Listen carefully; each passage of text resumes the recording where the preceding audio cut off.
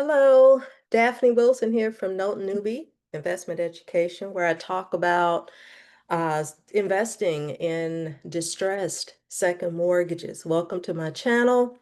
If you are new here, I have been investing in mortgage notes, particularly delinquent second mortgage notes since 2014. That has been my investment strategy, and that is what has retired me. And I've been retired for 10 years now. So today I want to talk to you guys about uh, borrower management, right? So what happens if the homeowner does not pay you or doesn't want to pay you? Okay, these are some things that you can do. So for those of you that are new to this space, mortgage note investing is where you buy the mortgage instead of the property, and the homeowner makes their monthly mortgage payment on their house to you every single month until the loan is paid off in full. So I specialize in buying delinquent second mortgages where the first mortgage is current. And so that creates a long-term monthly passive cash flow for me. Okay. So our topic today about what happens if the homeowner doesn't pay you. I get that asked a lot, actually. So most homeowners at some point have gotten a letter in the mail. That's if you have a mortgage on your house, you've gotten a letter in the mail from your lender saying that your loan has now been transferred to a new lender.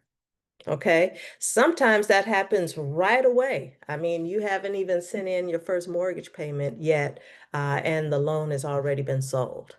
Okay.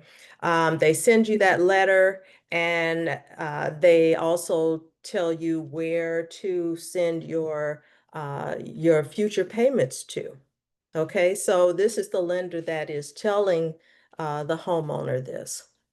All right. So right away, the homeowner is made aware that you are now the owner of the debt. You are now their lender.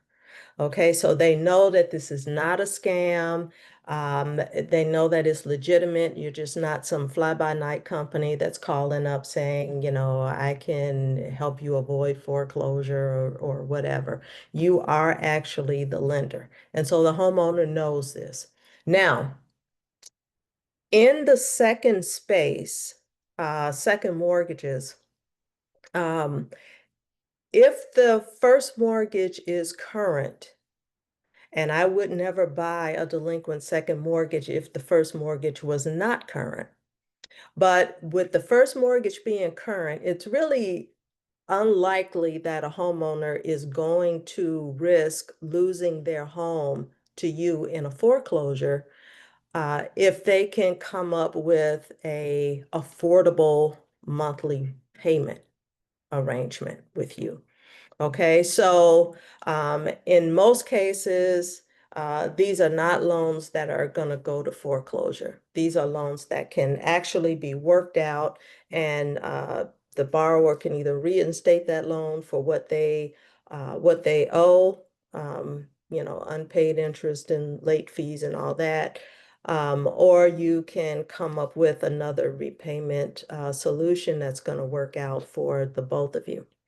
Okay, so now that being said, there are some homeowners that um, may need to be educated. And when I say they may need to be educated, that simply means that they may uh, be under the false understanding that because they are delinquent on their second mortgage, they are not at risk of losing their home in a foreclosure action. They feel like, hey, I'm current on my first mortgage, um, so I'm fine. I'm safe, and I'll get around to this second mortgage when and if I'm ready. So they just simply need to be educated in the fact that um, they are going to have to pay this second mortgage and that they absolutely can lose their home to you in a foreclosure action if they don't pay that second mortgage, even if that first mortgage is current.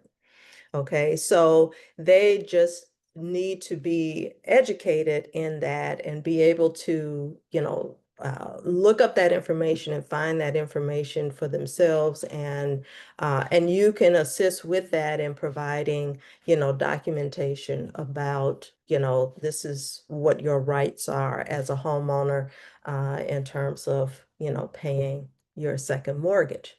Okay. Um, Now, a few homeowners are going to still bury their head in the sand, right? Because some of these folks haven't made their mortgage payment in a few years.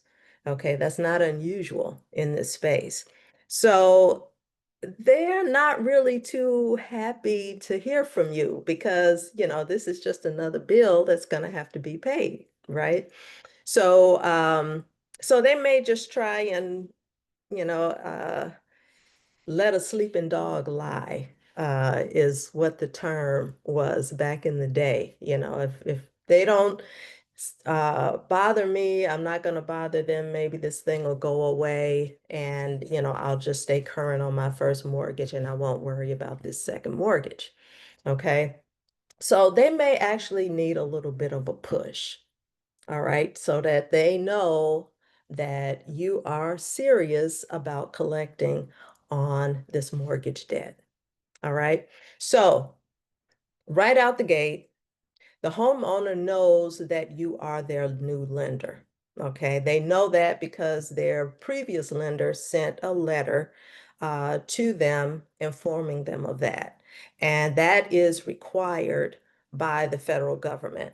Okay, that's the Truth in Lending Act. They have to advise the homeowner, the borrower, that the loan has been transferred to a new lender. Okay, they have 30 days after the sale, after you purchase that loan, they have 30 days to send that letter out to the homeowner.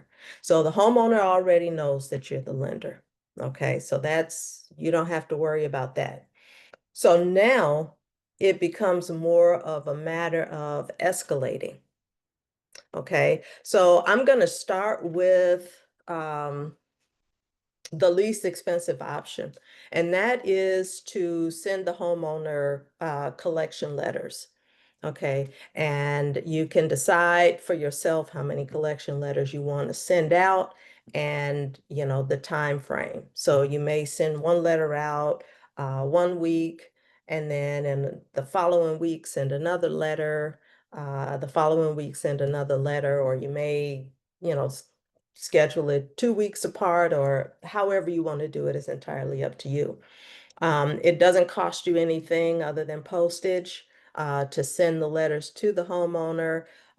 You can have the language in the letters gradually increase in terms of urgency. Of course, you want to have your Miranda warning on those letters as well. You also want to make sure that the homeowner is not in bankruptcy or anything like that. So, you also want to be mindful of things like the statute of limitations and things like that. Okay, but provided that, those all those situations are favorable for you, then you could send the homeowner letters, collection letters. You could reach out to them and give them a call to talk to them about their account, so on and so forth. If your loan is parked with a servicer, and I strongly suggest that you have your loans boarded with a loan servicing company, they can actually make those calls and send those letters on your behalf. Okay, so that makes it like super easy for you.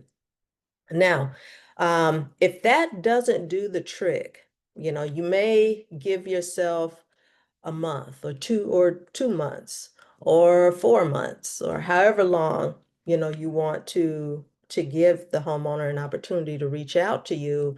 Once you've gotten to that point and you're ready to move to the next level of escalation, that would be the least expensive, again, in order of expense, would be to have a private investigator to uh, go out and visit the property, knock on the door, attempt to make right party contact with the homeowner. Let them know that their lender, is trying to get in touch with them. They can provide any documents that you want. A lot of times, these PIs are notaries as well. So, they're able to, um, to accept signed documents and notarized documents and things like that on your behalf. It lets you know the condition of the property. It lets you know if the property is occupied or not, if the homeowner is living there. A whole lot of other information they can provide you with. And the price range of that kind of varies depending on who you have go out, but it's usually anywhere from 80 to maybe $150. Okay. Usually that's what I've paid, mostly on the low end of that. So that would be the next step up, to actually send someone to the property. And that's especially great if you don't live in the city and state that the property is located in. Plus, these guys are very professional and they know exactly what to say. They know how to address the homeowner in a professional manner. And so, they're actually very, very good at what they do. All right. So that's the next thing. Okay. First thing is, sending letters, reaching out via phone, contact the homeowner. If that doesn't work, you could send out a private investigator. Um, if that does not work, then the next thing that you can do in terms of escalation would be to engage an attorney in that city and state that the property is located in, and have that attorney to draft up a legal demand letter. Okay, they will draft up that demand letter demanding payment, demanding that the homeowner contact you, the lender, within X number of days. And they're going to send that out via certified mail. They're also going to send it out via regular mail as well. And that, will definitely get the homeowner's attention. And the price for a legal demand letter varies. It could be, $100. It could, if it's in a more expensive area, a more expensive market, it could be, $300.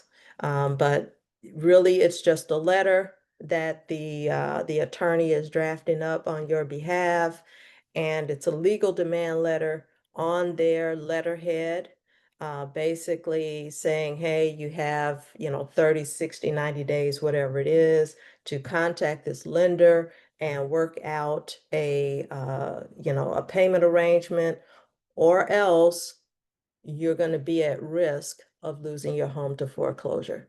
So those are the three ways that, as note investors, we can escalate for a homeowner that is being stubborn about paying. Okay, so just to recap, sending collection letters, phone calls, which you or your servicer can do, um, having a private investigator go and visit the home and make face-to-face contact with the homeowner. And then the third thing is a legal demand letter from an attorney that is in the city and state that the property is located in. So that is our topic for today. I hope that this has been I hope has been some good information for you and help to kind of shed some light on what the options are in case you ever should run into a situation where the homeowner is really just being stubborn about paying their mortgage. Um, of course, these are mortgages, so if a homeowner doesn't pay, they are definitely at risk of losing their home to you in a foreclosure, though foreclosure is not the only option that you have. There are other options. We, we will get into that on another video. But I want to thank you for watching this video all the way to the end. If you found this to be good information, give me a thumbs up. I appreciate that. Don't forget to subscribe, hit the notification button so that as I release new content, you will be able to get that information, okay? All right. Thank you and have a great day.